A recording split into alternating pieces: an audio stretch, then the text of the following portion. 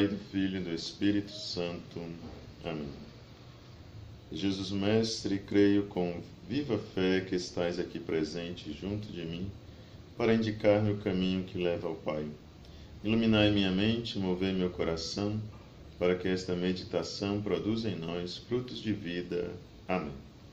Bom dia, meus irmãos de fé. Nosso evangelho de hoje é Lucas capítulo 14, versículo 1 e versículos de 7 a 11. Aconteceu que num dia de sábado, Jesus foi comer na casa de um dos chefes dos fariseus e eles o observavam. Jesus notou como os convidados escolhiam os primeiros lugares. Então contou-lhes uma parábola. Quando tu fores convidado para uma festa de casamento, não ocupes o primeiro lugar. Pode ser que tenha sido convidado alguém mais importante do que tu, e o dono da casa, que convidou os dois, venha te dizer: dá o lugar a ele. Então tu ficarás envergonhado e irás ocupar o último lugar. Mas, quando tu fores convidado, vai sentar-te no último lugar. Assim, quando chegar quem te convidou, te dirá: amigo, vem mais para cima, e isto vai ser uma honra para ti diante de todos os convidados. Porque quem se eleva será humilhado, e quem se humilha será elevado. Nós vemos aqui a continuação daquela situação que se iniciou no versículo 1, por isso a liturgia hoje, ela repete novamente o versículo 1. Ontem nós meditávamos do versículo 1 ao 6, a refeição que Jesus estava ali, e eu dizia que esta refeição era uma alusão direta, uma referência direta à Eucaristia, à Santa Missa. E hoje, esta refeição que nós meditávamos nos leva para uma festa de casamento. Se lembrem que essa refeição de ontem ela foi programada para observar Jesus. Mas, na verdade, eles não observam muita coisa, não observam praticamente nada. Quem observa de fato aqui é Jesus. E a observação de Jesus é que eles estão escolhendo os primeiros lugares. Vamos bem? Essa escolha dos primeiros lugares não se adequa muito ao contexto judaico, mas se adequa muito bem à vida da igreja como um todo, em todas as épocas, e muito mais ainda para a nossa igreja hoje. Por quê? Porque nos casamentos judaicos existia um protocolo, como deve existir até os dias de hoje. Esse protocolo, muito rígido, supõe e prevê cada um dos lugares para todos os convidados. Não é que um convidado vai chegar e vai se sentar fora do seu lugar. Cada um já tem o seu lugar pré-determinado. Então, esta festa de casamento não é bem uma festa de casamento para nós cristãos, nesta perspectiva que Jesus está querendo apresentar.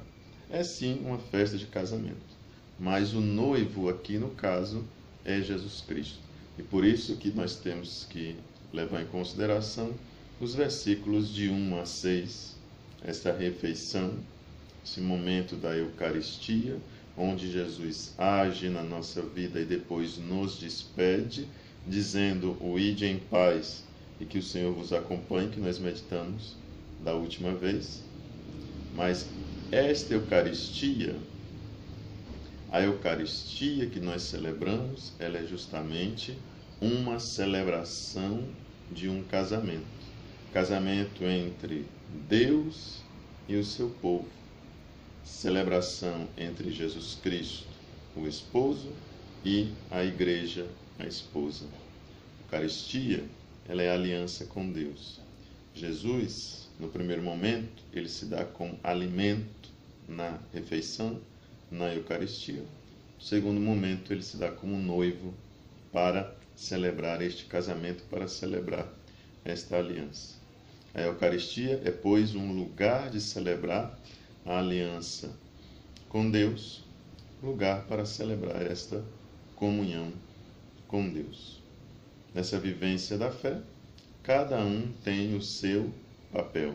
Então, a denúncia ou a chamada de atenção de Jesus tem muito sentido para as nossas comunidades de hoje, onde algumas pessoas querem tomar os lugares umas das outras.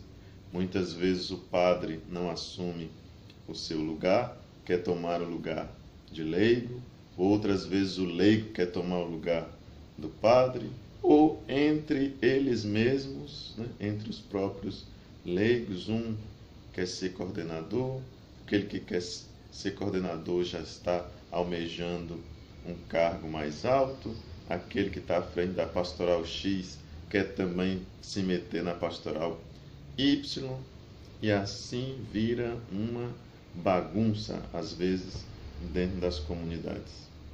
Claro que a ajuda, dar opinião, dar sugestões, sempre são bem-vindas, né? A ajuda mútua, a correção fraterna, apontar alguns equívocos que alguém possa estar cometendo e não percebe.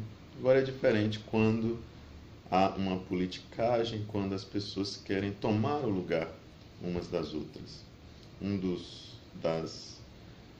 Podemos dizer, um dos indicativos do Concílio Vaticano II é que cada um desempenhe dentro da liturgia e, consequentemente, na vida da comunidade, tudo aquilo para o qual ele foi designado e somente aquilo para o qual ele foi designado. Ou, poderíamos dizer também, faça só aquilo que lhe compete. Cada um tem um ministério, cada um tem um papel dentro da igreja. Então, desempenhe bem o seu papel. Não queira tomar o lugar do outro, não queira tomar o lugar onde o outro desempenha a sua função. Procure fazer bem aquilo para o qual você foi chamado.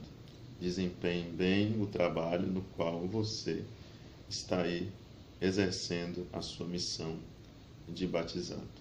Que cada um exerça o seu ministério, cumpra a sua missão.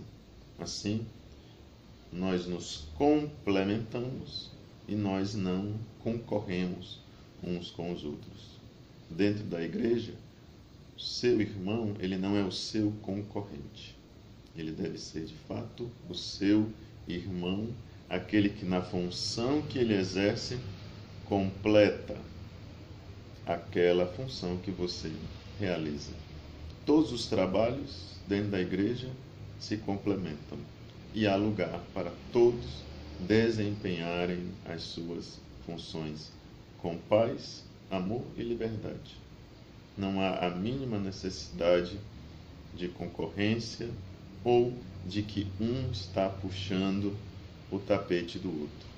Há lugar para todos, há lugar para todas as iniciativas. Peçamos que Nossa Senhora nos ajude a poder desempenhar bem o nosso papel, sem atrapalhar que os outros também desempenhem as suas funções. Ó minha doce Senhora, dai-me a vossa bênção, para não cairmos em tentação, pois toda feliz sorte está, Maria, em tuas mãos. Faz, Senhora, que teus filhos consigam uma boa morte e uma santa vida. A bênção do Pai, o amor do Filho e a luz do Espírito Santo esteja sempre conosco e com as nossas famílias. Amém. Meus irmãos de fé, até daqui a pouco com a nossa reflexão dominical.